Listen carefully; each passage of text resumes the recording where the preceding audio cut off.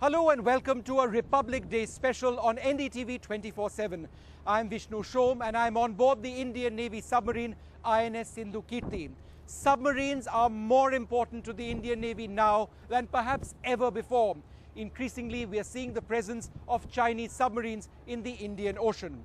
Submarines like this perform an absolutely essential role, but being a submariner is one of the toughest jobs in the world. We'll tell you why.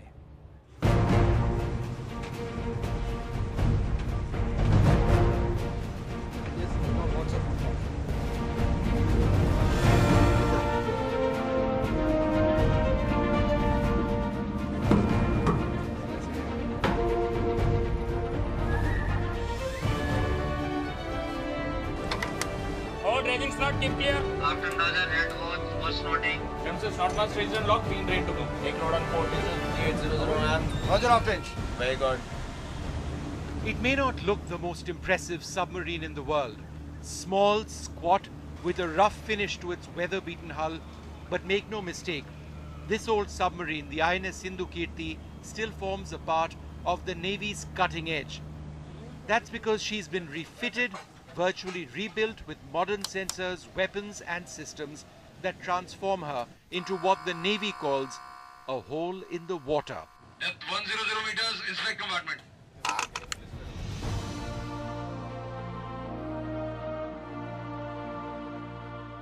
A submarine so quiet that detecting it in the ocean's depths is almost impossible unless you know exactly where to look at a particular time.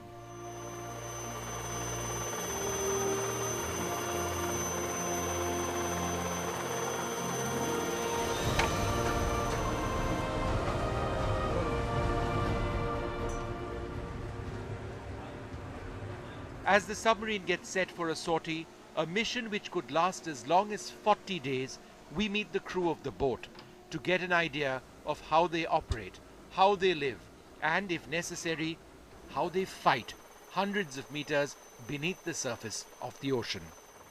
Change over to disposables. Missi, clear for induction. Make no mistake, this is not a comfortable place to be in. If you're tall, like I am, it's a colossal effort to climb down this ladder to get to the operations room of the submarine. But trained for years to operate in this environment, sailors on board the Sindhu Kirti virtually float around these spaces, moving rapidly from compartment to compartment through these watertight hatches, machinery and equipment all around them. There isn't an inch of space to spare. In the old Soviet era, when this submarine was designed, the comfort of the crew was often an afterthought. This submarine has only one function: to track and hunt down its enemies. These could be enemy ships and submarines or targets on the land. The thing about submarines is that these are clearly not luxury liners. As you can see, getting into spaces and out of spaces, which I'm doing with a considerable amount of difficulty, requires training of its own. Now, this is something done extremely quickly by submariners.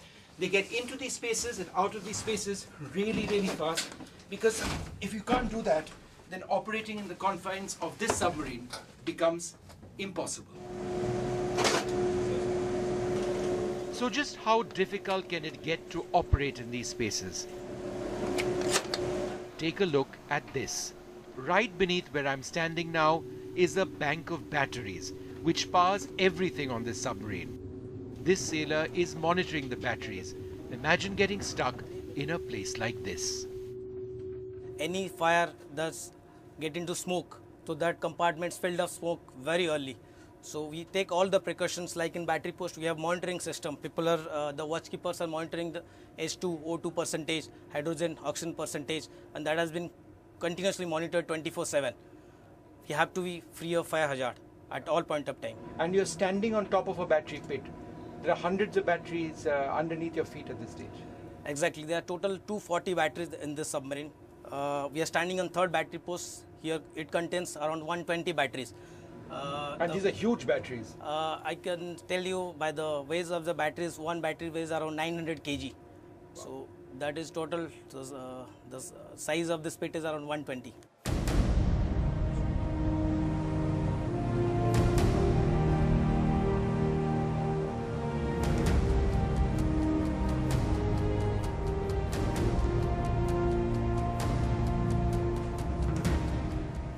And right next to the battery chamber is the accommodation for enlisted men.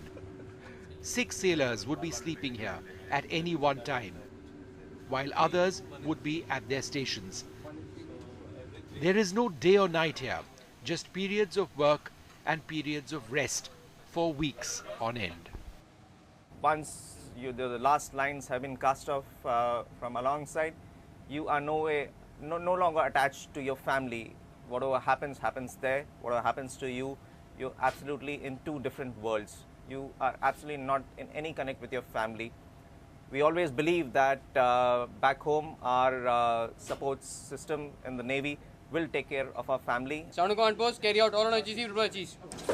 And in case you were wondering about where the Navy's starched uniforms disappeared, here's a reality check.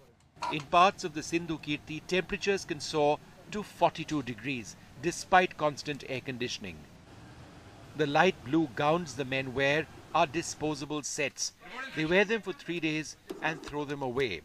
It's more comfortable and more practical to work this way. Very good. Right, closing, sir. Very good. Wardrobe is certified. Neither do the sailors bathe here. There are no showers, just one toilet for 70 men. These are tough conditions. A small submarine like this is hardly a luxury yacht. This is the heart of the INS Sindhu Kirti, the operations room of the submarine. It's an area where the commanding officer passes orders, the executive officer follows through along with several other sailors and officers. This is an area where there is always a necessary amount of tension. That's because operations are conducted over here the way they should be during peace and potentially during war. Capture enemy aircraft right ahead. Half-head main motor. Flight Q. 6 kilometer boat going down. Very good, coxswain. Left 100 meter, sir. Enemy aircraft right ahead. Dive. Door on mast. Half-head main motor. Right to 50 meters, 5 degrees of bubble.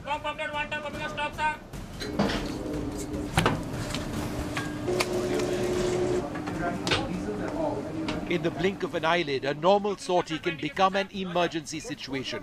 The crew responds instantly. There is not a second to waste. 39-year-old Captain GS Reddy is the Sindhu Kirti's commanding officer, one among a handful of officers in the Indian Navy considered good enough to be given charge of this asset. Each and every man here is handpicked. They are the best among the best.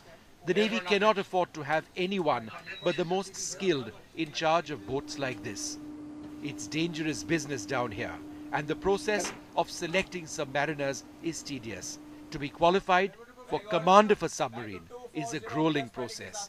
Years of commitment to the submarine arm, years of examinations and evaluations and assessments, and an oral board exam conducted by senior officers determined to track down any possible weakness an officer may have. Only a handful make it, the very best of the best. Each and every crew member is trained repeatedly over a period of time till the time he receives that level of competency to instantly react to a situation. It is so ingrained in him that if he wakes up at night and he's told that there's an emergency, he would respond immediately to it as if it was his own self-nature to do so.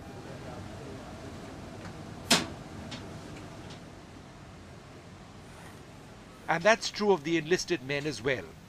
Master Chief Petty Officer N.P. Mahato is the senior-most sailor here.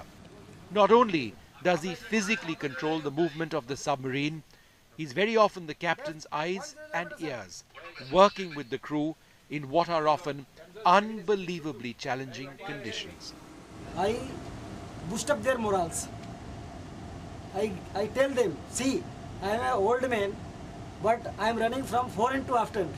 Right. So by listening this, they also, their courage come up and they do the whatever we required in the submarine. They boost up their energy and they go for the job.